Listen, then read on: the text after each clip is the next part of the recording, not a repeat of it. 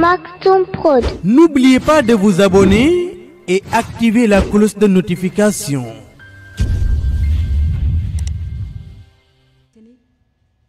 moo waxal bés bi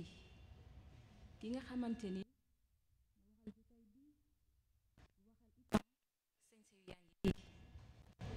kooku nag su ma ko waxee muy le professeur des professeurs, le grand maître, le maître des maîtres.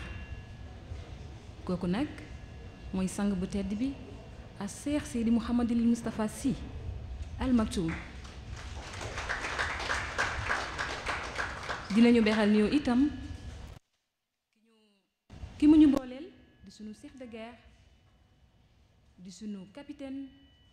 Mara Cheikh Ahmed Tidiane Sy Moustapha. di beral nuyoo itam l'honorable député Mbossé Guiro. di beral nuyoo sunu papa Ndiaye, suñu papa Serigne Ndiaye artiste. di beral nuyoo itam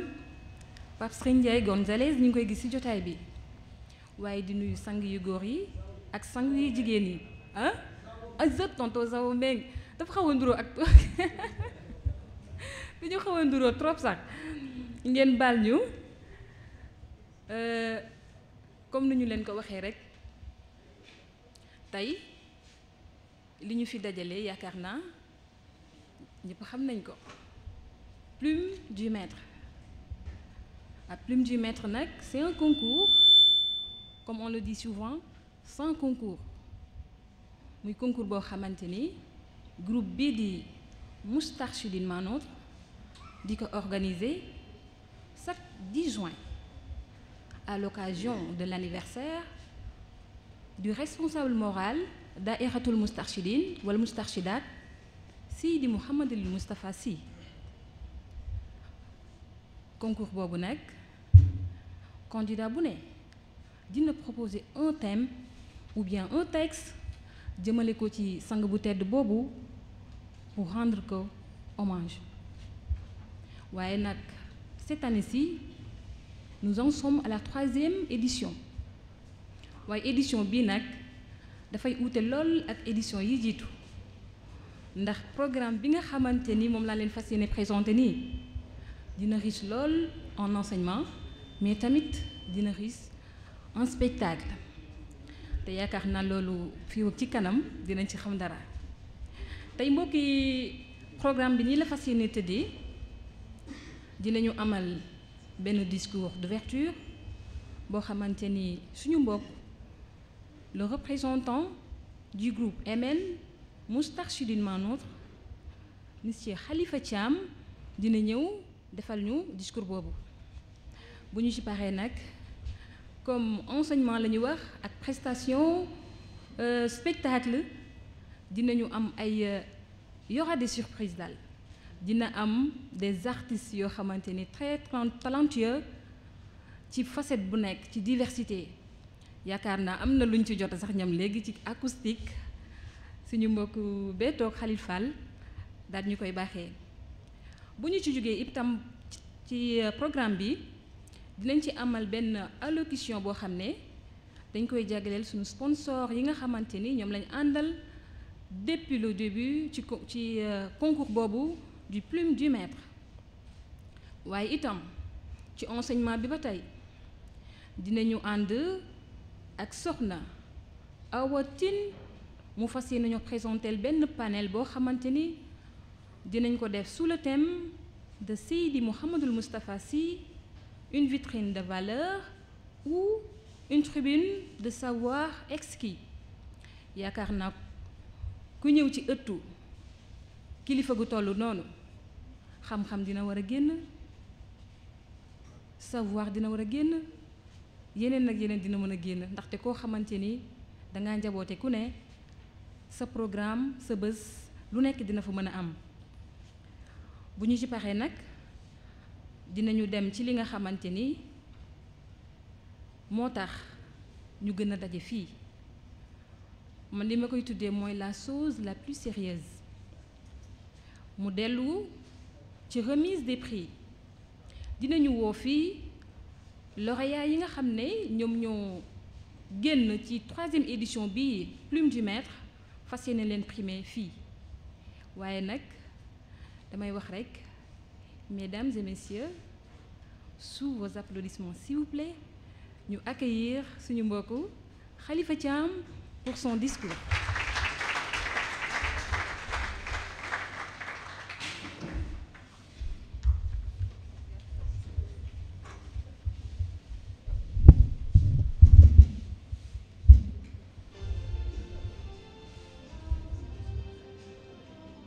Assalamu alaikum wa rahmatullahi wa barakatuhu. Ya Sayyidi wa Mawlaya, Ya Sayyidi Muhammadul Mustafa Sy Al Maktoum. Capitaine Mame Cheikh Ahmad Tidiane Sy Moustapha, Sokhna Fatima Sy Moustapha, présidente des femmes dévouées pour la cause, nous vous saluons. C'est avec un très grand plaisir et une vive conscience de l'importance de cette cérémonie de la Plume du Maître que nous vous accueillons. Nous saluons Monsieur Cheikh Ahmad Tijani Sarr, directeur de l'Institut Art El-Chad, l'assistance, nos parrains et marraines, nos sponsors qui nous ont accompagnés depuis le début du concours. À ceux qui nous suivent également sur le digital. En résumé, toutes les honnêtes âmes, ceux pour qui Serigne Moustapha reste l'ultime source. Moustarchidine Nôtre, de base, avait pour but d'assainir les réseaux sociaux avec un contenu à la dimension de l'homme élu d'Allah, de rendre ce dernier utile et différent. Son objectif était d'utiliser au mieux cette tendance à ruer vers les espaces digitaux pour mieux faire passer l'enseignement de nos érudits, en particulier Serigne Moustapha Sy. En ce sens, naquit la Plume du Maître, dont nous en sommes à la 3e édition. Depuis son invention, l'écriture est plus généralement le fait de placer des lettres, des mots, des phrases, une histoire sur un papier. L'écriture peut être vue sous d'autres différentes manières, avec différents buts. Pour nous, dans ce contexte, il s'agit de tremper notre plume dans l'encre de la lumière afin d'honorer par le biais du lyrisme la gloire de l'athlète spirituel le plus extraordinaire de l'histoire. Chaque poète identifie à travers les mots l'expression de ses sentiments sur la vie et l'œuvre de Serigne Moustapha Sy Al Maktoum. En ce jour, nous tenons à féliciter tous ceux qui ont eu à prendre part de ce concours, dont l'objet n'est pas généralement de gagner, mais de rendre hommage à cet homme le plus représentatif pour nous, notre bien-aimé Al-Mourchidul Maktoum. Nous avions plus de 100 textes, dont tout un chacun méritait un prix pour l'expression du sentiment et de l'émotion. Mais la grandeur et la largesse du maître primera tout un chacun parce qu'interagissant avec chacun de nous. Le jury est aussi touché par la profondeur et la hauteur remarquables dans les textes et espère que ces derniers suivront leur cours pour les prochaines éditions. Ces plumes trempées dans 4 langues montrent à quel point le maître est universel et occupe nos cœurs. Qui est-il, ce maître? Maître pour tout et pour tous. Nous ne sommes pas prêts d'oublier ces termes qui revenaient sur plusieurs thèmes, nous livrant vos lumières sur les thèses, les antithèses et les exégèses. Nous nous souviendrons toujours de ces insistances pour enrichir nos connaissances. et de toutes ses bonnes intentions pour parfaire notre éducation. Étant devenu, par ses colossaux efforts, notre guide de tous les jours, notre mentor, à vrai dire, une question qui tourne dans nos têtes: comment remercier le grand prof qui vous êtes,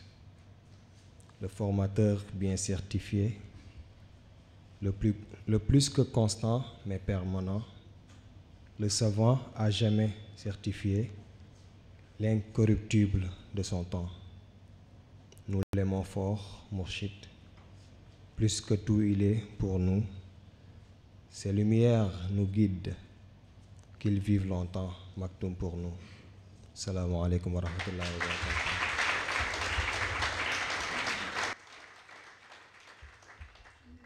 ñaari kàddu rek ci wolof. ñu nuyu ñëpp ñi fi teew di leen ziyaara di leen baalu àq. mel ni kàddu Moustarchidine ma notre la ñu joxoon pour ñu jàllale ko, boole kàddu initiateur plume du maître yi ak kàddu jury bi, di féliciter di remercier ñëpp ñi nga xam ni jàpp nañ ci, mu aju ci participants yi ba ci sponsors yi ba ci ñi nga xam ni ñëpp ñu ngi ñuy suivre sax ci plateforme yi, bàyyiwuñu kenn. di jaajëfal ñëpp itam ci teewaay bi, ci considération bi ñu jox Moustarchidine ma notre bi nga xam ni li taxoon mu taxaw yaakaar naa ba tey jóguñu ci. plume du maître nag prétexte la rek pour pousser ñenn ñi walla ñëpp sax ñu utiliser seen talent, pousser ñenn ñi ñu joxe seen émotion ci kilifa gi, parce que bind moom daanaka daf fi des ba jamono di ñëw, donc ñëpp ñoo koy jariñoo. loolu moo doon kàddu yi, wax nañ lépp li nga xam ne aju ña si. di jaajëfalaat mbokk sponsor yi, di jaajëfalaat ñi nga xam ne jàppale nañ ci événement bi, personne ressources yi yeeg ñëpp. incha allah beneen mbokk bi dina di ñëw.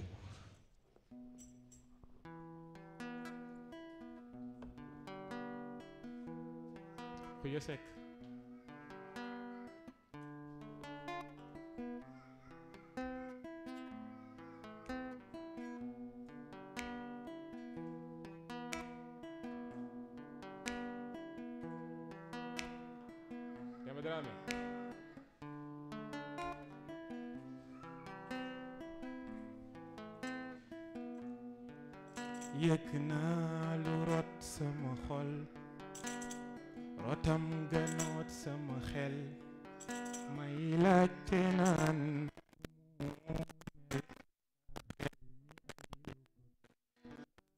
yëg naa lu rot sama xol, rotam gënoot sama xel,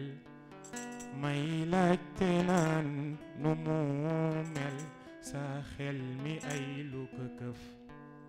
tontom jaral ma di wër ay gox di gëstu lu wér, saa ruux gadab ma te war leer guy waral du tërëf. wër naa ci kaw di deñal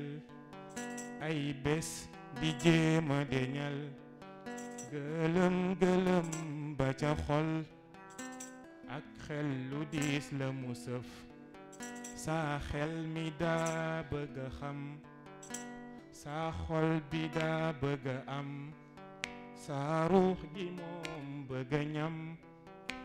cofeel ba xam la mu saf. kawteef ma laajte ni xol, yow tollogoo fi ni fel, bay dëkk niiru cofeel, bàkkul ñu seede sa jëf. ñam sax ca ñoom ñu di nit,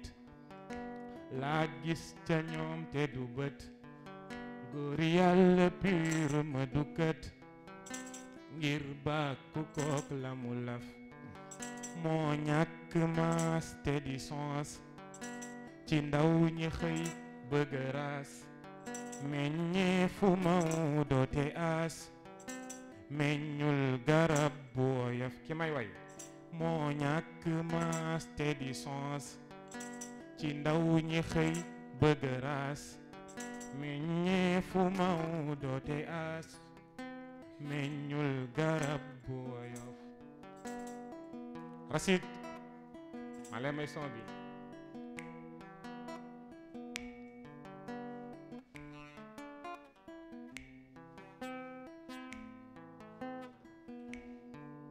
yaa mursidal aami man may jéem te sax duma mën di wax ci yow benn fan xajul ci làkku wolof yaa mursidal aami man may jéem te sax duma mën di wax ci yow benn fan xajul su ci ngeen tàccul duma avancé wolof yaa mursidal aami man may jéem te sax duma mën di wax ci yow benn fan xajul ci làkku wolof yaa mursidal aami man may jéem te sax duma mën di wax ci yow benn fan xajul ci làkku wolof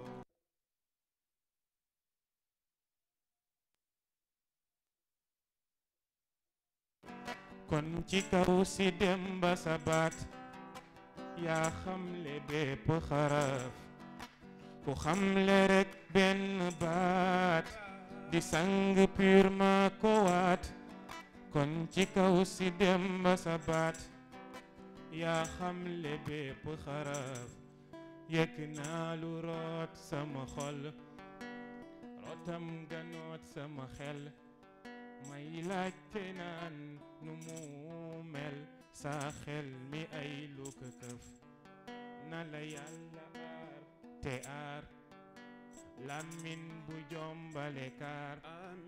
ak képp kuy xalawaar ci toolu diine salaf na la yàlla aar te aar làmmiñ bu jombale kaar ak képp kuy xalawaar ci toolu diine salaf jaarama jaarama jaarama Cheikh Moustapha jaarama fi desati jaarama jaarama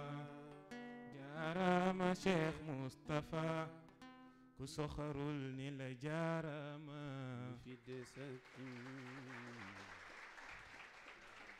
waaw way bi lu gudd la dañ ci jël benn partie rek ñëw barkeelu ci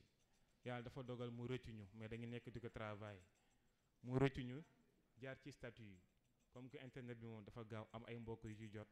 commencé ko monter seen vidéo am ñu ci intéressé wu di ñu woo di wax lan ngeen di xaar pour génnee ko waaye dafa nekk loo xam ne comme doom dañ koy ëmb ba mu mat mu doog a génn donc ñuy ñaan ci barke góor gi incha allah yal na ñëw leeram gunge ñun ñëpp bu baax a baax macha allah kontaan nañ est-ce que kontaan nañ ah na ñëpp wax jaaraama jaaraama Cheikh Moustapha jaarama suñu góor gi jaarama suñu sang bi jaarama ñu ni yow lañu doyloo jaarama Cheikh Moustapha jaarama suñu góor gi jaarama sang bi jaarama jaarama Cheikh suñu amma su paree rek instrumental bi ñëw bismillah jéggal ma ci voix bi ak gàkk yu bëri yi dama xaw a soj semaine bi yëpp en plus yéex naa jot texte bi pour répéter ko waaye sant yàlla borom jar na ko ñu ngi leen di ziar yéen ñëpp ñoo ngi nuyu ñëpp di ziar di baalu àq di ñaan yàlla mu boole ñu jéggal xam naa di jiital rek ci nuyoo bi sunu sang di sunu sëriñ Seydil Mouhamadul Moustapha Sy moom mi nga xamante ne amuñu ku dul moom. xam naa di teg ci nuyoo bi suñu capitaine di maam Cheikh Ahmed Tidiane Sy, tegaat ci nuyoo bi aussi sunu soxna Fatima Sy. ñu nuyu Tata Mbose honorable, nuyu tonton Serigne Ndiaye, nuyu tonton Zawo, ñu yóbbaale ñi ci des, mu nuyuwaale sama encadreur Ousmane Thiam, di bëgg ci sa teewaay fii ma jàkkaarloog yow. xam naa di dugg rek directement ci li nga xamante ne moom moo ñu tax a jóg, mu dellu ci wàllu panel bi. waaye balaa boobu rek ñu présenté mbokk yi nga xamante ne moom la ñu war a àndal def li nga xamante ne moom mooy panel bi. mu nekk suñu mbokk Serigne Moustapha Ndoye. maa ngi koy laajte sànq naka laa lay présenté, mu ne ma man de bëri naa casquette, waaye waxal rek njabootu Serigne Moustapha Sy. loolu dal na xel te neex na dégg. mu nekk ci suñu ndeyjoor. ñu présenté leen aussi sunu mbokk di Serigne Abdoulaye Ndione, mu nekk aussi professeur de philosophie, nekk coach en développement personnel, nekk aussi njabootu Serigne Mouhamadul Moustapha Sy. kon daal bu ñu déggee ci présentation yi rek ñu yem ci ne ñun ñi nga xamante ne ñun ñoo séq panel bi,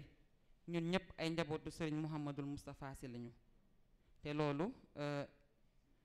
moom la ñëpp a bëgg présenté woo, mu nekk loo xamante ne rek moom mooy yóbbaale yi ci des. xam naa dañuy ñëw directement rek ci li nga xamante ne moom mooy suñu thème bi tey. mu nekk Serigne Mouhamadul Moustapha Sy, une vitrine de valeur ou une tribune de savoir exquis. mu nekk thème boo xamante ne macha allah thème bu rëy, thème bu am solo, ndax comme nu ma ko waxee rek Serigne Moustapha Sy moom mooy géej. ku bëgg a wax ci moom fii ba suba doo pare, mais xam naa dañuy am rek yenn nat yu ñuy jukki ci moom rek, puisque ñun dañu ne 40 minutes rek lañ ñu may, ñu mën a baaxee mbokk yi rek as tuut bi nga xamante ne moom la mbokk yi jot a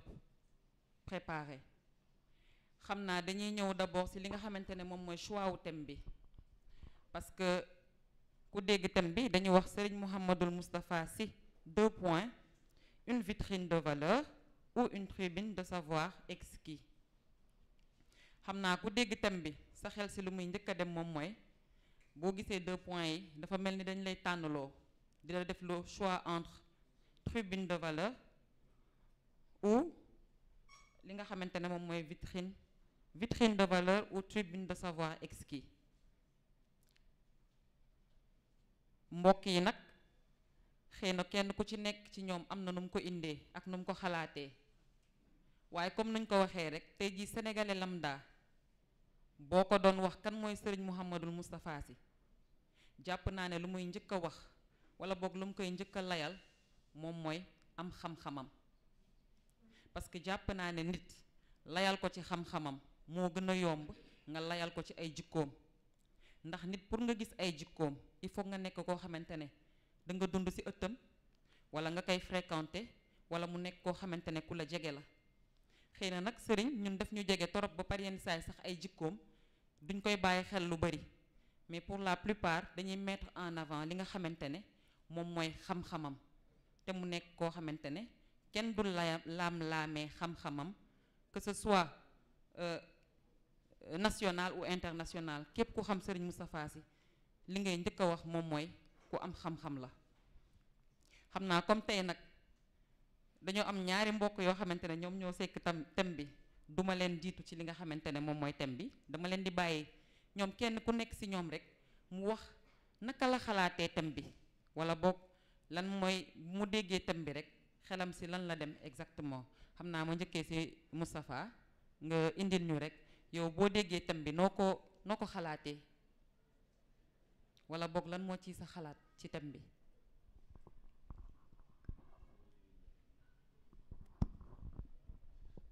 أعوذ بالله السميع العليم من الشيطان الرجيم بسم الله الرحمن الرحيم والصلاة والسلام على عين رحمة ربانية والياقوتة المتحكهة الحائطة بمركز الفهوم والمعاني ورضي الله عن تاج العارفين ممد كل أولياء الرحمن أبو العباس أحمد بن أحمد الصالم التجاني wa radiyallahu an jami xulafaihi wa abnai. mbokk yëpp ñu ngi leen di nuyu ci seen tur ak seen sant, di leen baalu xaq, di leen baal, di leen ziyaar, di jiital ci nuyoo bi sunu kilifa ñun ñëpp, sunu responsable moral Cheikh Sidi Mouhamadul Moustapha, di ñaan yàlla mu may ko gudd fan, may ko wér, may ko mu deseeg sago. ñaanal sunu capitaine Cheikh Ahmed Tidiane Moustapha, di ko ñaanal li ñuy ñaanal kilifa gi, waaw, mu gudd fan, mu wér, yaakaar yi ñu am ci moom tamit yaakaar yi bañ a damm. musa laaj mag lan mooy xale bu damm, mun ma mooy xale buñ dem ba am ci moom yaakaar, yaakaar gi damm. yàlla bu mu ko dal, yàlla guddal fanam, yàlla may ko wér. ñu ñaanal tamit ay sëram Sayyidatuna Fatima, ndokkeel ko ci li ñu génn tamit, waaye di nuyu sunu baay bu baax bi ñu jàkkaar lool, sëriñ Papa Serigne Ndiaye, artiste, waaye moom dafa nekk sunu waajur ñaari yoon, ndaxte daf ñuy yar. mus naa toog ak moom ba 2 heures du matin may bind benn livre bu pareegul ci Serigne Moustapha, livre bi ba léegi pareegul, mat na juróom-ñaari at xanaa. ñuy gunge, ñu ñibbi ma koy gunge police arrêté ñu ne ana seen carte d'identité. moom moo ma yar keroog, man yor ma woon sama carte d'identité, mais moom mu ngi carte d'identité, mu génne bosam, laaju ñu ma sama bos, mun ma Moustapha lii mooy sutura. kon moom Serigne Moustapha yar na ko ba mu am nu mu mel. yaakaar naa ni loolu mën nañ ci tàmbali. nuyu bu baax sunu yaay bii tamit ñu bokkal jotaay bi, di l'honorable député, moom tamit muy représenter dignement Serigne Moustapha. yal na yàlla sàmm la, yal na yàlla guddal fan bi. ziyaar ñi fi toog ñëpp, sunu xarit, sunu sang bi toog tamit Abdullah Njonn, di ko wàccuwaayam, le professeur. di nuyu bu baax tamit sunu présentatrice. thème bi dafa yaatu, parce que buñ ne Cheikh Seydi Mouhamadul Moustapha, une vitrine de valeur ou une tribune de savoir exquis, li ma si dégg mooy y a un ou que je traite de et. Et puis li jiitu dañu ne une vitrine de valeur. vitrine li ñu fay teg tamit du bari, donc on parle forcément d'échantillon, mais valeur yëpp kon ndeke mënuñu ko gis, parce que am na loo xam ni boroomam la ko sekkal. bu delloo ci savoir bi aussi ñu ne une tribune de savoir exquis, mais tribune tout le temps dafay féete kaw yeneen installation yi. donc pour nga yéeg fa aussi il faut mu am loo xam lu féete kaw lu nit ñi xamul, pour nga mën a yéeg lu féete kaw installation yépp mën ko wax, boo ko waxee mu nekk loo xamante ni ça sort tout simplement de l'ordinaire. donc vraiment pour commencer xalaat boobu la am par rapport au thème. waaw am na solo macha allah. xam naa bu ñu doon résumer rek dafa bëgg a wax ne l'un ne peut pas partir sans l'autre, il est les deux à la fois. doo suñu discussion bi sànq au lieu ñuy wax vitrine de valeur ou ñu wax les vitrines de valeur et parce que ñaar yëpp moom la sëriñ bi làmboo. xam naa dañuy jàll ci suñu ndeyjoor rek wax ki nga xamante ne moom mooy suñu mbokk sëñ Abdoulaye, moom it mu indil ñu xalaatam par rapport ak ni mu gisee thème bi. salaamaaleykum wa rahmatullahi wa barakaatuhu. ñu ngi jël kàddu nuyoo yi di si jiital sang bi, sëriñ bi, ki ñu bokk ñun ñëpp, Seydi Mawlaay Mouhamadul Moustapha Sy, di ko ñaanal borom bi sàmm ko, aar ko, mottalil ko mission di ci teg sunu capitaine ñun ñëpp, maam Cheikh Ahmed Tidiane Sy, di ko ñaanal moom tamit li mu yenu yàlla na oyof ba fa mu bëgg a yegg, bu oyoful sax nag fa mu ko bëgg a yeggale yàlla na ko fa yeggale. di ndokkale sang yëpp ci yi ñu jugee muy anniversaire bi ak vendredi ba di ci ndokkale njaboot gi yëpp bu ko defee di nuyu ñi nga xam ne ñoo leen teewal ci jotaay bi parce que jotaay bi tonton Serigne Ndiaye doy na fi représentant wu Serigne bi tonton Zawo doy na ko Tata Mbose aussi mat na ko di beral nuyoo aussi sunu njaatige sunu jawrin Habiballah ak sang yi mu toogandool ñoom ñëpp maa ngi leen di gis bu ko defee daa mel ni jotaay bi bu ñu deful dafay casser rythme bi nga xam ne ci lañ nekkoon boo moytuwul mu refroidir émotion yi nga xam ne moo commencé woon jóg bu ma nekkoon maître cérémonie bi MC bi dama koy dindi ci programme bi parce que bien que spectacle la ñu wax mais c'était riche en enseignement Khalil li mu wax nit ñi ñu ngi ci doon jàng di ci jëlaat ay engagement Mame Cheikh li mu wax aussi même chose kon dañ ko tuddee spectacle rek mais jàng la bu baax a baax a baax a baax gis-gis biñ ci am ñun ñëpp mooy doon na jaadu sax bu jotaay bu mel ni amatee ñu choisir quelques thèmes quelques poèmes ñu daal di koy liiral sang yi doon na gën a riche suñu jotaay yi parce que dama leen wax ne wax ci sëriñ bi moom jarul ñu ci wut xàjjeeg seet ku def ci daara ji ay fan rek boo ko jëlee war na cee mën a wax franchement wax ci sëriñ bi jarul xàjjeeg seet mën nga choisir aveuglément koo indi dina la wax yëg-yëg de manière personnelle boo xam ne moom la ko sëriñ bi toppee te loolu dafa bokk ci jagle-jagleem ci wàllu xam-xam tribune savoir am lii moom moo ci jiitu comme exemple d'abord ñun ñëpp ñoo ko gisandoo association la mais du choix mënoo ne vitrine de valeur la wala tribune de savoir la mënul nekk ñaar yëpp ñoom ñooy dem association des deux la lii da ci doy exemple parce que jotaay bi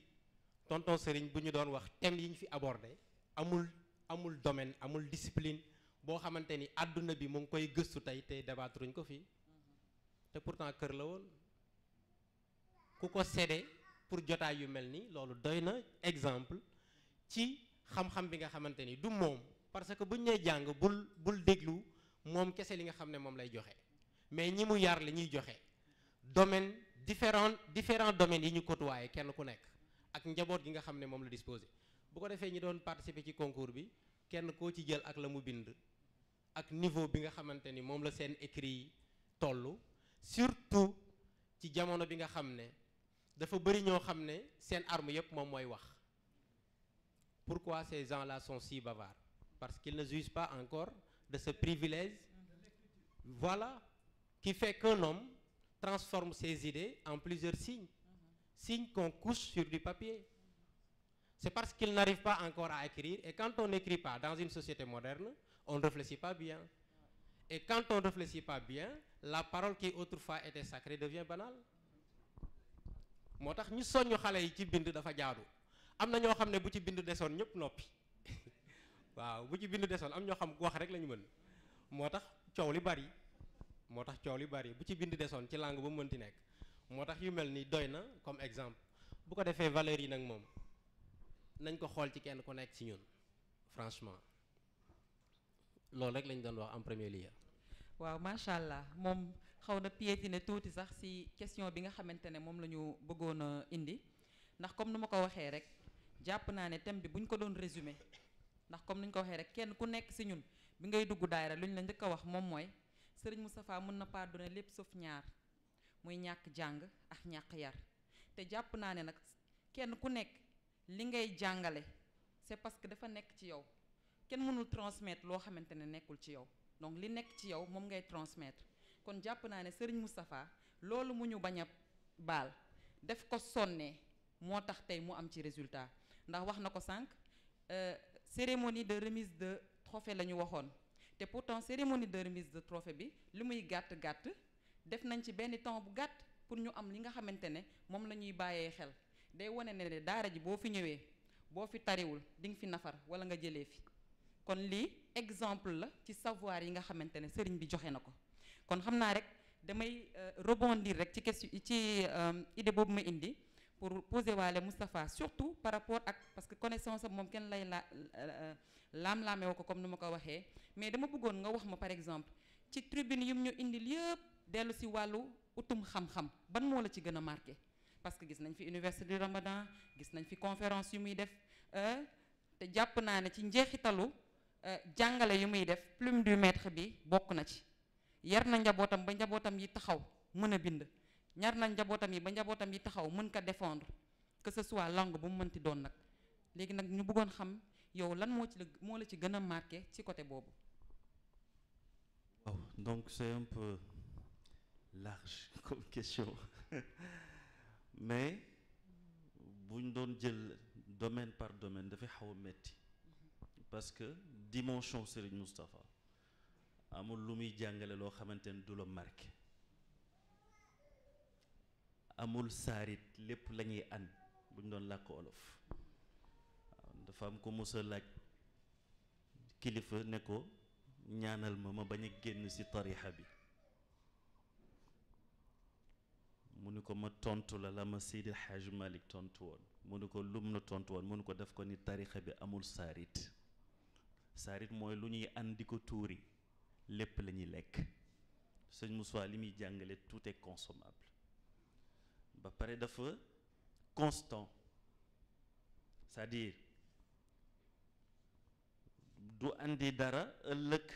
nga xool ko daal ni li mu waxoon fii ak li mu waxoon fële am na différence loolu bokk na si li nga xamante ne en tout cas dinaa si cogiter mais en y pensant je me dis que c'est quand même normal pourquoi ndax fi mu jaar ba loolu mën nekk moo tax au-delà du fait que ñu defal ko réservation il incarne un leadership incontestable et il a affolé toutes les statistiques en matière de savoir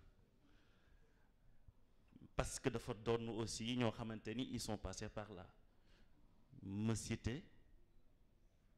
Cheikh Sidi Ahmed Tidiane si boppam chamboulement bi ko dal ba ñépp yéemu si xam-xamam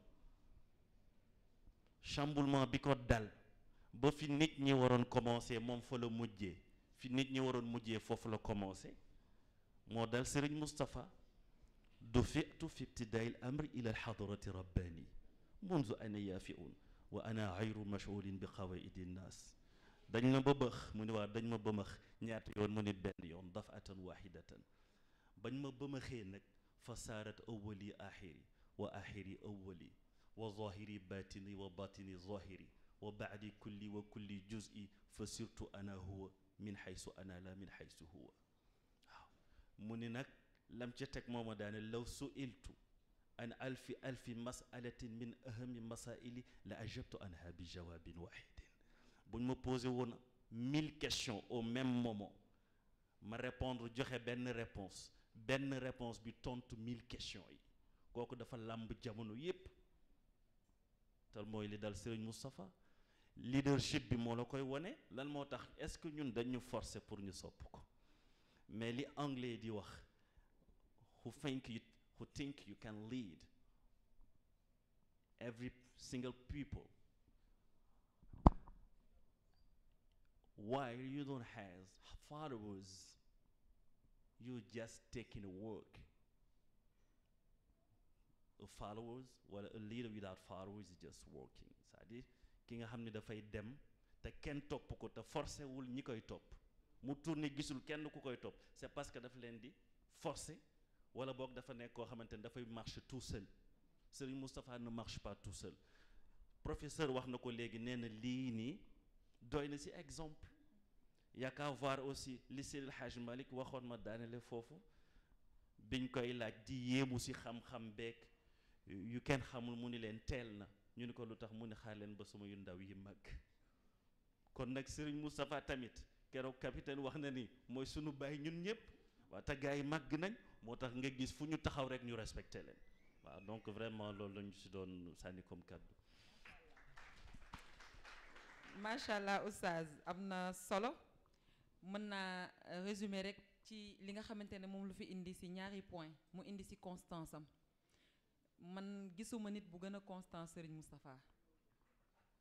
gisuma nit bu gën a endurant Serigne Moustapha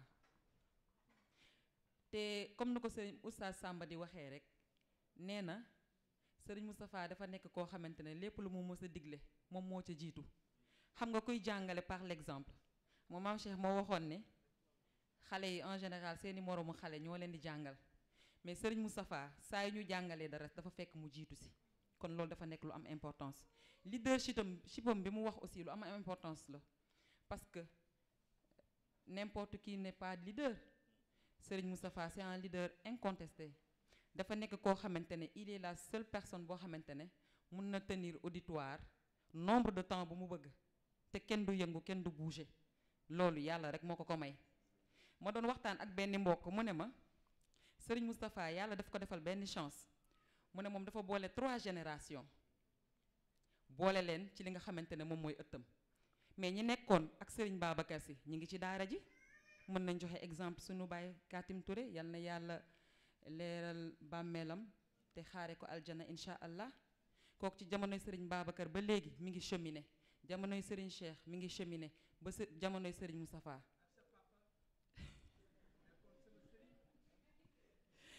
waaw tonton Serigne Ndiaye mi ngi wax sama papa waaw ñoom ñi yaroo kër Serigne Babacar ñoom miin nañ ko ñoom it ñoo ngi nekk ay mag ñu nekk ñoo xamante ne ba léegi Serigne Moustapha xëy na ci âge lañ ko mën a wax ñoom Serigne Moustapha moo leen mag ci âge mais ñu ngi nàmp ci leeru Serigne Moustapha te ñun ñu ngi nekk ay xale nekk ay ndaw nekk di nàmp ci leeru Serigne Moustapha te ñu gën a féete ndaw tamit dañuy wax sa 3 générations mais war nañ mat 4 générations te ñëpp ñu ngi ci ëtt Serigne Moustapha si te kenn ku ci nekk comme ni ma ko waxee rek foo dem àddu ñu bàyyi la xel. par yenn saa yi da ngay nekk fenn ñu bàyyi la xel yow ci sa bopp da ngay xam ne du sa xam-xam du sa daraja mais lii mayu kilifa la kon loolu dafay wone yar bi nga xamante ne moom la def si ñun xam naa damay rebondir rek ci idée boobu pour ñëw ci oustaz ndax comme ni ma ko waxee sànq rek Serigne Moustapha layal xam-xamam yomb na mais bëggoon naa xam sëñ Abdoulaye Serigne Moustapha yan jikko ñoo la gën a marqué ci moom yan jikko ñoo la gën a marqué ci moom. waaw ginnaaw li sama xarit sama mbokk Moustapha indi ci lu jëm ci wàllu xam-xam bi xam nga ñëpp xam-xam bi lañ ko miinee ñëpp xam-xam lañ ko miinee te xam-xam bi tamit dayoom dafa ëpp xam nga da ngeen ñu laajoon buñ ko doon wutal qualificatif nan lañ koy qualifier arab dañuy wax abqari dañuy wax ahwadi maanaam qualificatif boo ko mënti jox superlatif lay nekk parce que dañu ne nit ki balaa ngay mën a apprécier xam-xamam au moins da ngay nekk ci niveau mais bu fekkee da nga ko sori torop mënoo apprécier parce que bu juumee mënoo koo xam bu fekkee da ngeen nekk ci même environnement boo leen évoluer mën nga bañ a mën a apprécier aussi niveau mais bu fekkee ñi nekk à l'international nga xam ne gànnaar ñoom la ñu baaxoo xam-xam Sénégal ñi fi jàngi woon ñëpp ci mag ñu njëkk ñi fa lañ jàngee ñoom ñoo ko tuddee mursidul ulama waa Shinqiti ñoom ñoo ko tuddee loolu dafay témoigner maanaam dimension intellectuelle am fi mu toll te li ma ci gën a yéem man moom mooy ni muy naviguer ci ay alquran après dama dem ba ne loolu jomm ko parce que Seydi Hadj Malick moom moo demoon ba ne kutubu tafasir yi doyatu ko faaw mu firil boppam alquran Seydi Hadj Malick loolu wax mu firil boppam alquran te moom moo ñu wax ci université Ramadan yi mujj ca bayal ba mu ne ma zalatil ayat alquraniya tatakarrar wal ahadis annabawiya tatawaarat mu ne ay yi ñu ngi wàcc ba léegi ay alquran yi ñu ngi wàcc ba léegi mu waxaat plus tard ne ay yi dañoo am ay yére dañuy solo di simmeeku moo tax bu la jàngalee aaya tey da koy dugal ci contexte bi looloo koy permettre mu lay jox te approche pédagogique yi ci gën moom mooy ki nga xam ne da lay jàngal di la jox ay exemple yu la jege moom noonu lay def ak ñun ci alquran bi aaya yoo xamante ni am na benn mbokk boo xam ne moom dafa am habitude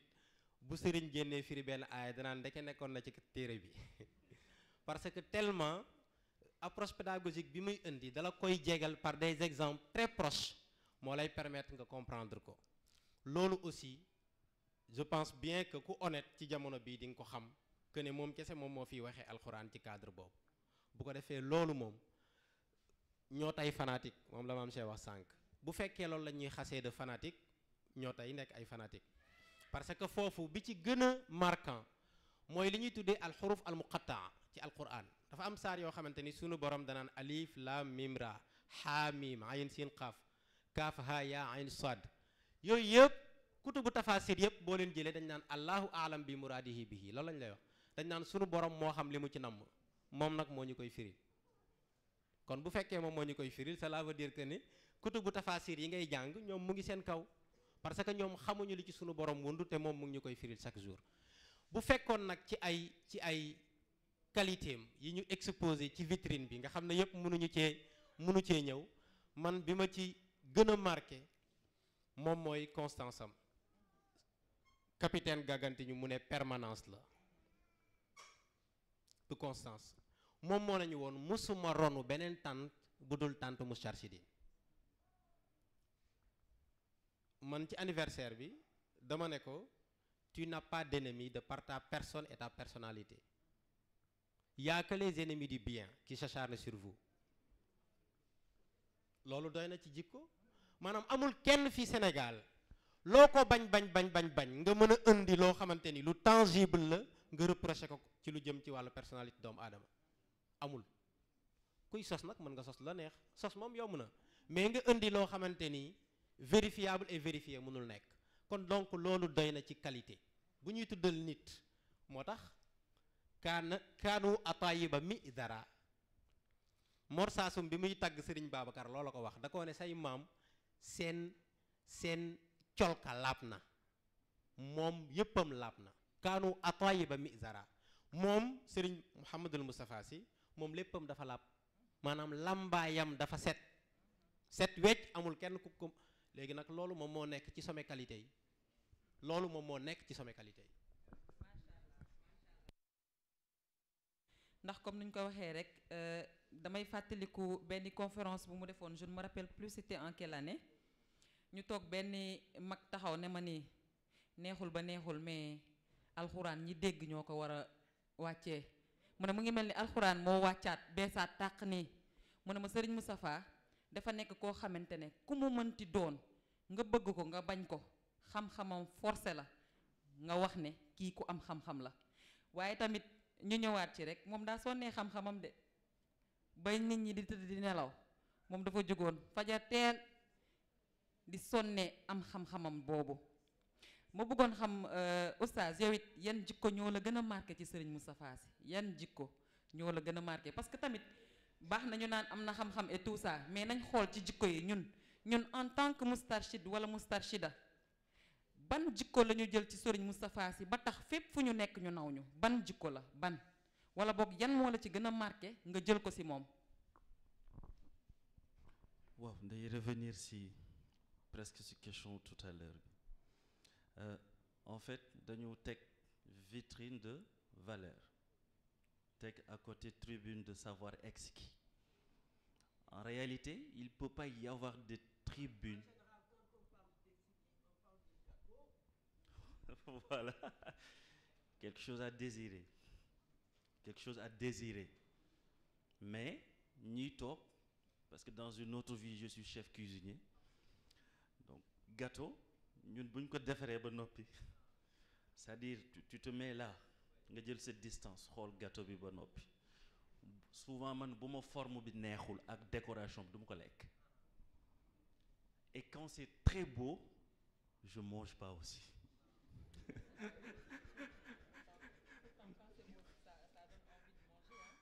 Bah, c'est ça.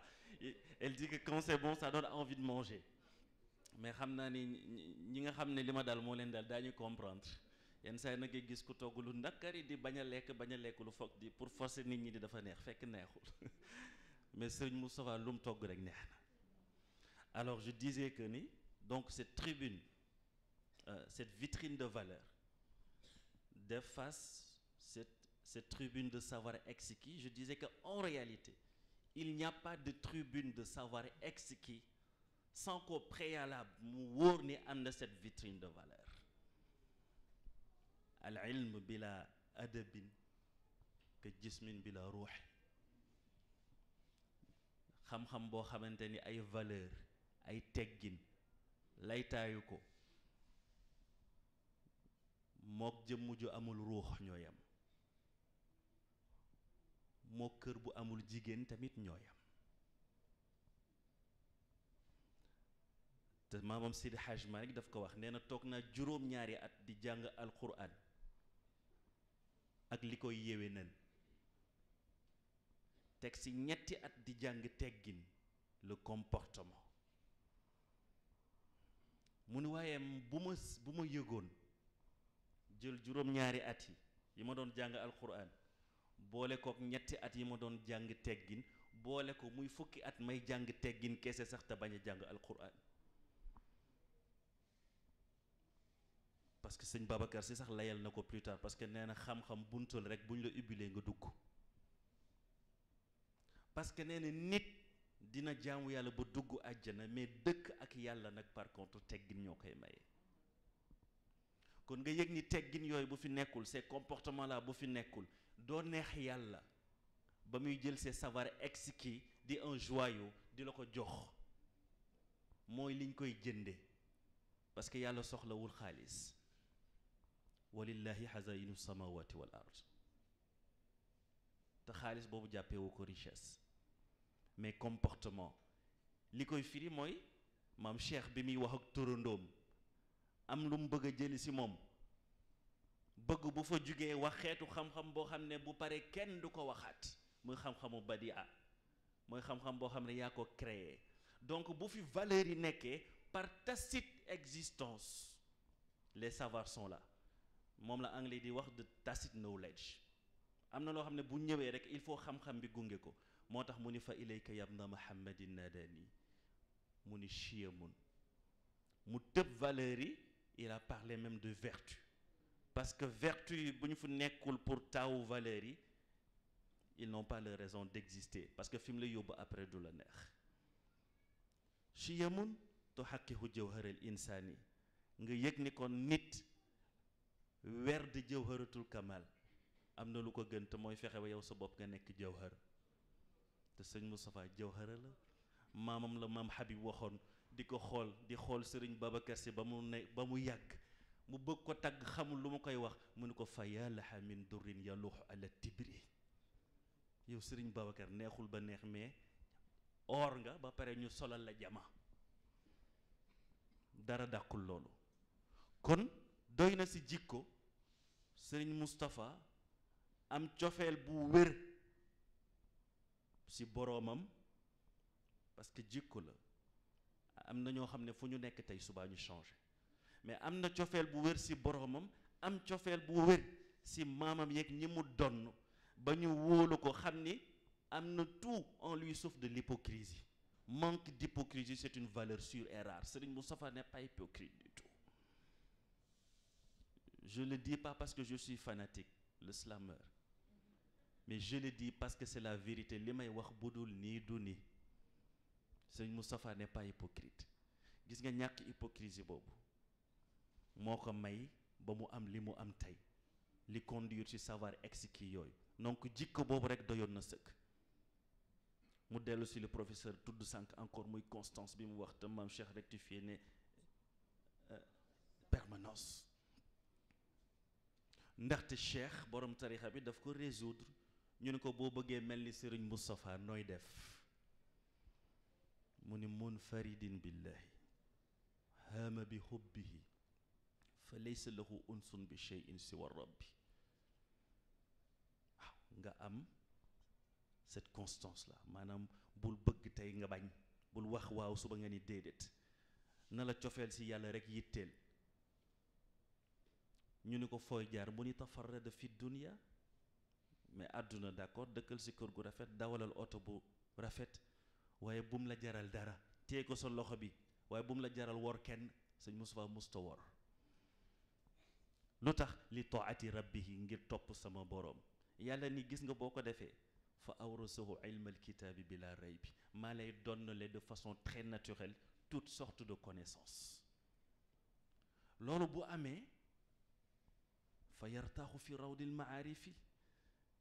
fi ngay noppaloo du jardin ba mais si pays xam yàlla yi ngay noppaloo wala zaatuha ashka min al akli wa shurbi te loolu moo gën a neex bépp lekk bu ñu la servir wala naan bu ñu la jox. boo fa yeggee nag yuqaatibul ahwalu min kulli janibin dootoo jàng ci kaye wa yafhamu anhu bil damir wa bil qalb xaali ñoo lay jàngal léppay wax ak yow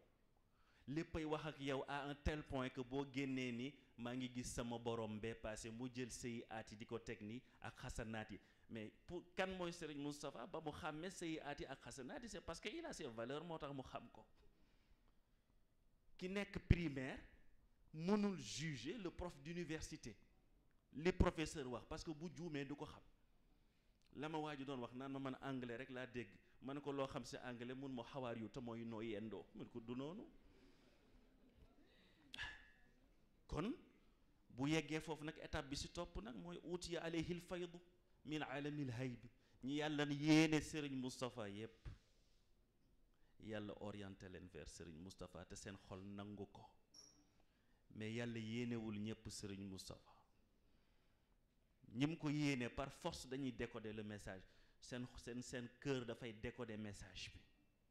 parce que ñoom aussi njaboot lañ boo xam ne valeurs yi nekk ci moom Serigne Moustapha fexe na ba def ko ci njaboot gi sànq ba léegi ñu ngi wax kenn newul kenn noppil wala sa xoole bu rëy bi kon nag fa tabarakallahu yaakaar naa ni doy na sëkk exemple ngeen baal ñu xaq jërëjëf.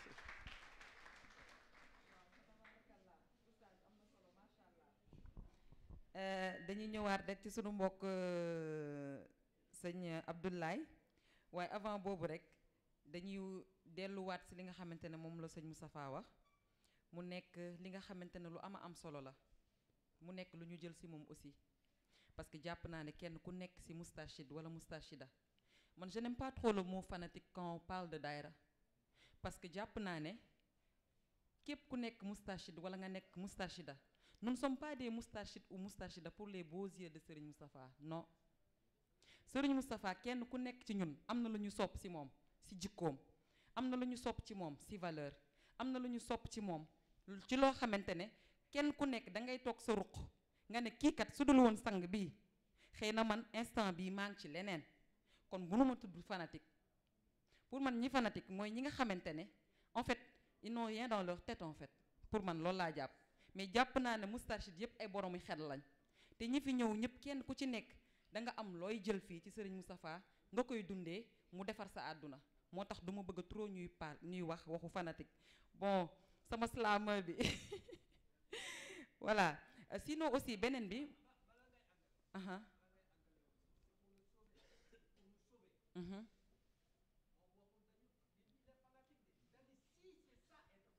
merci alors de la merci beaucoup alors damay ñëwaat rek ci sëñ Abdoulaye mu waxaat ma moom it yan jikko la mën a jukkiwaat ci sang bi parce que ñu ngi ñuy wax comme quoi que ne temps bi li ci des bëriwul ñu defaat benn tour rek ñu wax yan jikko la mën a jukkiwaat ci sang bi loo xamante ne war nañ ko mën a jëriñoo war ko gën a bàyyi sunu xel sunu bopp parce que comme ni ñu wax rek moom mooy sunu vitrine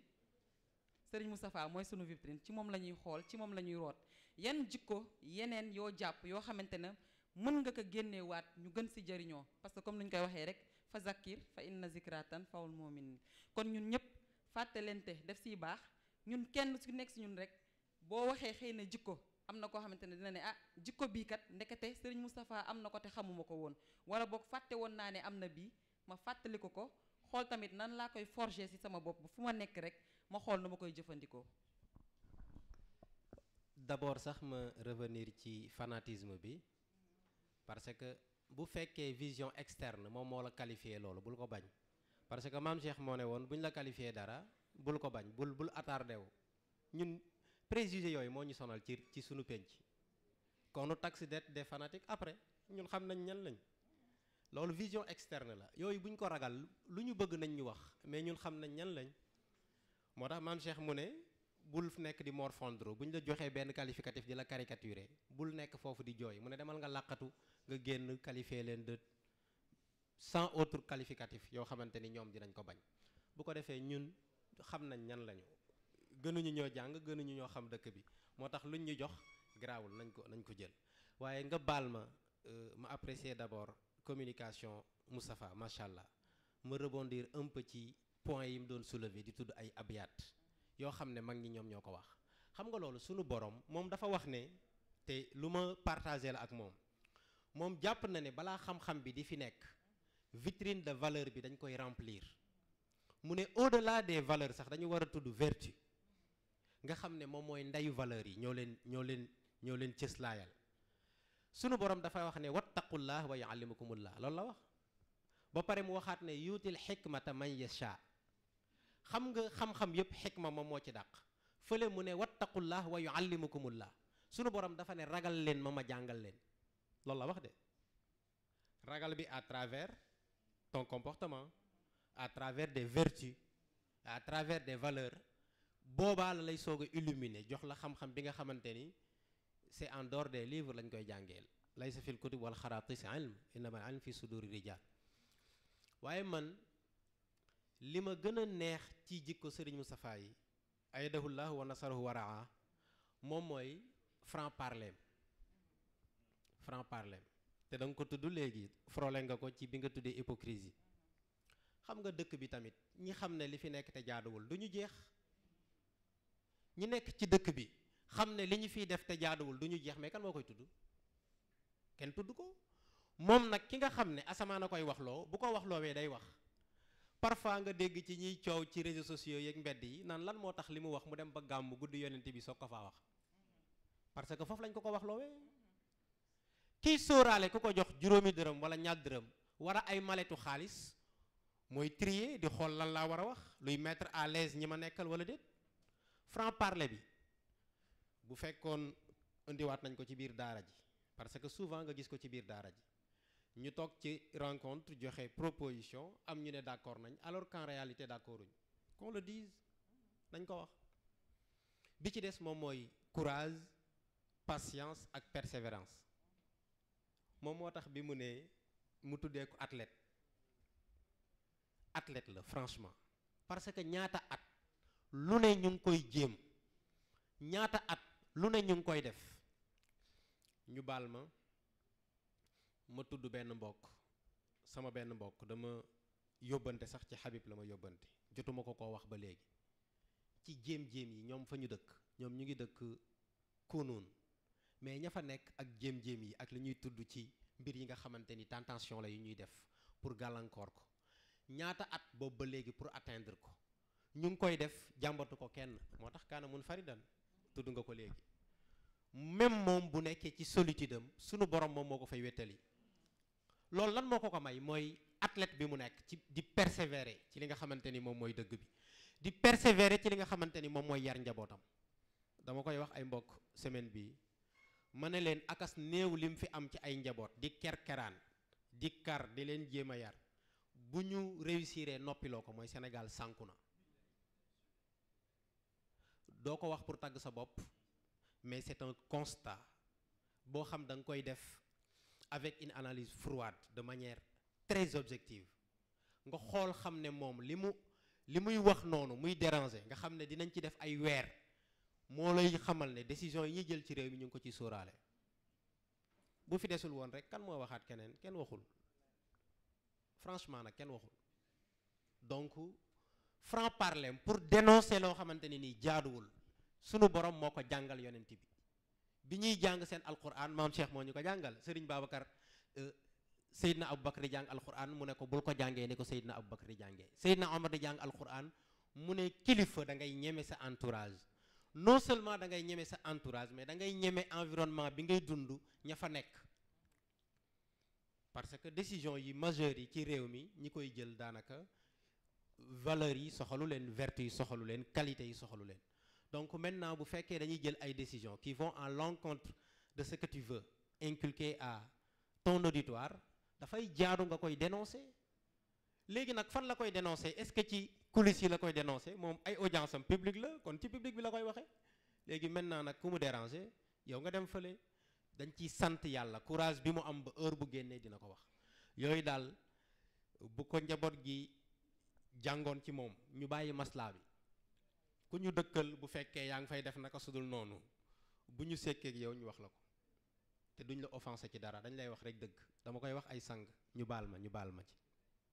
dama koy wax ay sang ay terme la dama wax sang bi ma ne ko bu ñu la nee fenkat nga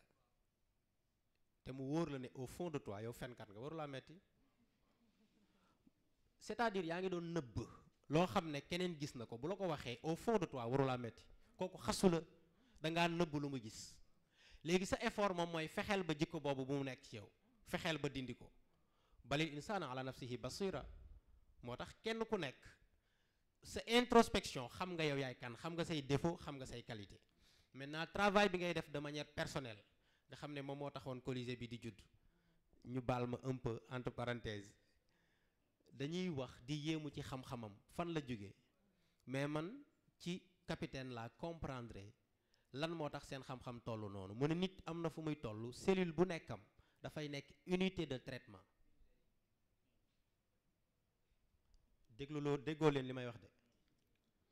mu ne am na ñoo xam ne fu ñuy toll ci seen dund non seulement du problème mu cerveau du problème mu ruux mais seen matière physique dimension physique de l'homme benn cellule bu nekk ci doomu aadama dafay nekk unité de traitement ci information yi daw y a des milliards d'informations qui nous passent à la seconde yow bu fekkee sa xel rek nga yaakaar pour traiter ces informations là doo ko mën a nekk mu ne say cellule sax say unité day nekk unité de traitement kooku bu waxee dafay wër jamono kooku bu waxee dafay day lamboo contexte yëpp bu ko defee pour ñu bañ a guddal ñu yemandi foofu. mën nga waxaale sa mot de la fin. bu ko defee damay ndokkeel bu baax a baax di jaajëfal waa Moustarchidine Ma Notre ci initiative yi parce que dund bi yëpp prise d'initiative la ak tegu ci yoon bi rek waaw prise d'initiative la bonne ou mauvaise bu baaxee ñu jooyanti mais am na ñoo xam dañu ragal def prise d'initiative moom moo tax ñu ragal entreprendre prise de risque absolument te risque y a pas risque zéro moo tax il faut loolu ñu koy ñeme ñun ndaw ñi nañuy ñeme di teg mbir yi di ko xalaat ñu koy teg ñu ciy jëm waaw parce que yii moom la ñuy xaaree ndaw yëpp surtout ci biir daara bi waaw parce que am na yoo xam ne jamono bi fa la jëm te am na ay exemple yu ci wane Colisée bi mu ngi ni exemple bu patent la parce que bu ñu delloo woon koor gi avant koor gi léegi ñu ngi doon posé wu est-ce que mën nañu def lu am solo ni Université Ramadan on se posait la question jàppoon nañ ne loolu mënul nekk prise d'initiative moo tax loolu sotti prise d'initiative moo tax li ñu réussir ci Colisée bi ñu réussir ko prise d'initiative moo tax ñi dul njaboot impliqué wu ci mu tenir leen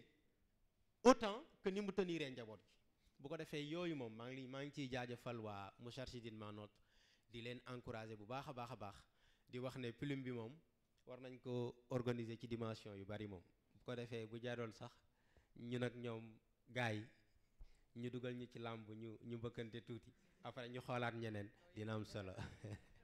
ay vétéran ngeen da ngeen di bàyyi la jeune génération quoi waaw oustaz nga indiwaale rek sa mot de la fin ak li nga bëgg a joxe comme xalaat aussi par rapport ak jikko yi ba léegi. tax mu may wooy oustaz. yaa ñu waxoon ca Grand Théâtre ne oustaz nga rappeur en même temps xam naa ñu ngi xaar sa prestation. dama ne woon ba fi oustaz nekkul yenn saa yi ma soppi waxtaan. en tout cas ñu ngi xaar sa prestation. en tout cas ñu ngi kontaan lool si vraiment organisation bii nii waa Moustarchidine Ma Notre yal na yàlla fay leen yiw vous avez eu du courage pour que lu mel ni mën a am gannaaw ba mu amee ba noppi ñu perpétuer ko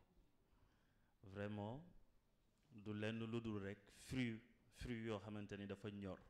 mu jóge ci kenn du Cheikh Seydi Mouhamadul Moustapha kenn du leen gis di yàpp Serigne Moustapha bu fekkee ni lii la c'est l'essentiel kenn du leen gis di yàpp Serigne Moustapha te loolu doy na ndam ñun liñ fi toog di wax ñun ñëpp muy man muy professeur wax na ko bi ñuy commencé koo joxoon micro bi rek mu wax lu ko gën fuuf gën ko tegu yoon xam nga noo koy xamee gars yi da ngay wax si gi dégg gis leen ñuy màttu parce que seen xol yi mu fees bopp yi fees li ñu bëgg a génne xajul ci gémmiñ yi parce que ki ñu am moo mel noonu un homme multidimensionnel. Il n'y a pas besoin d'aller voir très loin. Xoolal démarche am pendant des années et des années certainement sëñ Moussa def na des milliers ci ay waxtaan ñiy wax ci biti. Je lance le défi à tout un chacun na génne benn incohérence ci li sëñ Moustapha Moussa wax ba mu ko xamee ba léegi. dafa am benn mag bu nekk Mbuur ma dajeek moom ñuy daje ci jàkka ji xaw ma ko ma fi ñu xamante nañu mooy chef de quartier bi mu gis ma rek ci daayira bi ñuy yëngu mun ma Moussa xam ngeen sa sëriñ ma ni ko déedéet ma comment nit nu muy ñàkk xamee sëriñam man ko xaw ma ko dama koy jàng mun ma mais sa sëriñ la danga ko war a xam ma ne ko wóoruma ndax nangul na ma sama taalibe ba noppi je ne suis pas sûr que mérité naa nekk taalibeem donc maa ngi koy jàng di xool luy xew mun ma kaay ma wax la dara ci moom loo xamul woon ma ne ko lu xew mun ma dañu nekk Tiwaawan ma fa daan vacances yi ci jikko yi lay ñëwa mu ngi tudd Baye Ablaye Gissé xëy na nga xam ko mun ma sëñ Moussa dafa civilisé ma ne ko lu tax mun ma buñ toogaan ba mu jàng ba ñëw mun ma bu ñu lekkee ba noppi mun ma moom ñépp lay lekkandoo il mange pas seul boobu loolu jikkoowul mun ma bu ñu paree mu jox ma ne ma demal nga jàpp nga yeesal njàpp nga ñëw nee na bu ma yeesalee njàpp ñëw daf may jox serviette mun ma serviette bu propre ne ma fompul keroog laa jàpp ni boo jàppee ba pare da nga war fomp kon xëy na pour bañ a tooyal sijaada bi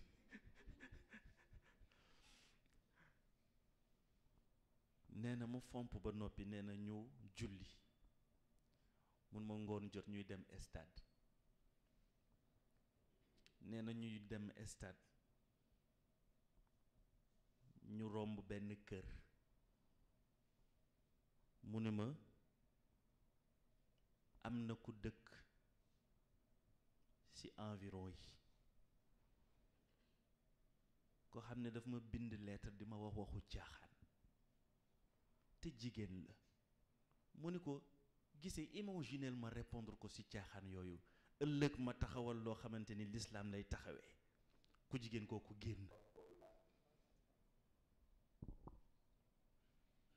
donc en fait sëñ Moustapha sauvé wul boppam ñun ñépp la sauvé bañ sañ ko tiitaroo te kenn duñu wax noppil bala ñu leen noppiloo yow njaboot bi kay lañ naan góorgóorlul ba mel ni kii waaye moom déedéet bu ñu amoon luñ ko reyee ma ni dee na yàgg na te sunu papa bii toog beneen exemple la si dama mus a retrousser samay manche temps yooyu la fi affaire Obama yooyu xewoon ñu def ay discours anglais rek te duñu arrêté ma génn retrousser sama manche yi di dox ci mbedd bi dajeek Papa Serigne Ndiaye muy wax ak man ne ma Moustapha mais li muy wax Moustapha yëpp di wax mu ngi wàcce sama chemise bi wàcce na ko ba boutonné waat ko ba defar bouton bi ci kaw mu yëg ni dafa ne ma il faut être correct. salaamaaleykum wa rahmatullah. macha allah macha allah macha allah moom da doon bañ ñu wax ko oustaz waaye feeñ na de moom daal macha allah ni ma ko waxee woon ca njëlbéen ba rek Serigne Moustapha moom géej la waaw mënuñu ko jeexal dañuy xool rek ne géej moom hormis nga jege géej bi brise bi di la dugg wala nga dugg ci biir nga am péex ñu ne déetawaay nga xool ne am na jën nga ne déetawaay am na xor moom chaque jour daal ak li nga xamante ne rek moom nga ciy jël waaye mënuñu ko jeexal xam naa di jaajëfal mbokk yi bu baax waxtaan bi am na solo waaye xam na man rek dama bëggoon indi ñeent ci jikko yi nga xamante ne jikko Serigne Moustapha la ñu nekk ay jikko yu ma naw yu ma sopp yu ma bëgg bi ci jëkk dafay dellu ci wàllu mën a muñam Serigne Moustapha si ñëpp xam nañ ne ku ko gën a mën a muñ amul tentation yaa ngi fi tooñ yaa ngi fi tooññar bi yaa ngi fi moom mu ngi ci ruqam ànd ak silence am kon loolu exemple la ci ñun pour ñuy muñ surtout ñun jigéen ñi exemple la ci ñun ñu bàyyi xel bu baax aspect muñ boobu. beneen bi tamit mu nekk bi nga xamante ne daf ma ñor mu nekk ana fu ma ko bind sax ku fonk principe la ndax yaa ngi ko wax sànq ci sa njëlbeen yaa ngi wax ne Serigne Moustapha ban jour la ñu mës a wax dara rek te jiituwu ci walla defu ko pourtant ñu ngi ci dëkk bi nga xamante ne corruption daf fi yomb ñu nekk ci dëkk boo xamante ne nit ñi piège bu nekk dañ la koy tegal pour nga wàcc mais il a toujours été constant kenn mënu ko wax ne kii kat moom moo demoon fee am lenn lu mu fay dil walla lenn lu mu fay def lépp lu mu mës a wax walla mu mës ko def rek dafay nekk loo xamante ne ci yoon la tegu kon yooyu mu nekk yu am importance. beneen bi tamit mooy am fitam dama mës a déglu ci waxtaanam mu ne muy wax ci wàllu protéger Serigne Cheikh Ahmed Tidiane Sy mu wax ne Jibril sax su taxawoon ma affronté ko te nu ñu xamee Serigne Moustapha Sy loolu su taxawoon daf ñuy wóor ne moom daf koy affronté kon ku am fit la. beneen bi may jeexalee mu dellu ci wàllu wóolu yàllaam parce que jàpp naa ne muy muñ bi muy am principe bi muy am fit bi yëpp day dellu ci wàllu xol bu sell ak xol bu rafet ndax kuy xool nit en général boo koy juger dañ naan juger ko nga xool xolam ni xolam mel rek moom noonu la mel kon sëñ Moustapha yooyu yëpp làmboo na ko ci ay vertu yooyu yëpp làmboo na ko ci ay jikko yoo xamante ne ñun ñëpp mën nañ ko jël ñu def ko sunu routine parce que bu ñu ko defee suñu routine rek foog naa ne duñu wàcc li ñuy wax ambassadeur Serigne Moustapha fépp fu ñu mënte nekk jikko yooyu yëpp suñ ko peegee dinañ ko mat ambassadeur te dinañ ko mat njaboot. xam naa di jaajëfalaat bu baax waa Moustarchidine ma notre xam naa maa ngi waxtaan sànq ak Yokenza ma ne ko maa ngi fàttaliku première édition bi bu ñuy def cérémonie de clôture bi ci biir salle la ñu toogoon ñun ñëpp ay quelques personnes noo fa nekkoon matuñu woon sax une vingtaine de personnes mais comme nañ ko waxee rek bii moom vraiment c'est à hauteur du maître te ñu ngi ñaan yàlla mu gën a jëm kanam di ñaan yàlla vraiment yàlla sàmm leen yàlla aar leen yàlla defal ndam tamit kilifa bi zahiran wa baatinan xam naa di defal mention spéciale sunu panélistes yi vraiment vous étiez à la hauteur ñoo ngi leen di jaajëfal bu baax di wax asalaamaaleykum wa rahmatullahi taala wa barakatuhu. Maktoum Prod. N'oubliez pas de vous abonner et activer la cloche de notification.